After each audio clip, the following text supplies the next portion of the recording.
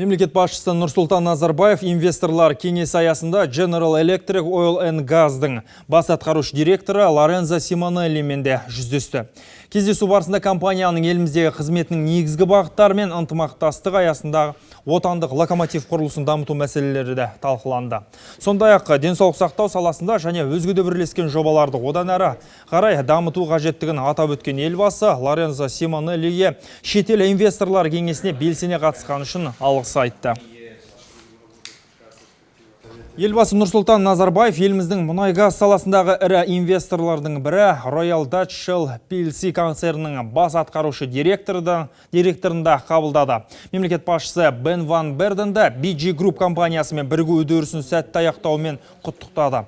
Сондай-ақ концерннің Қашаған кен орнын игеру жобасында маңызды зор екенін атап кетті. Кездесуде осы саладағы ынтымақтастықты одан әрі нығайту мәселелері талқыланды.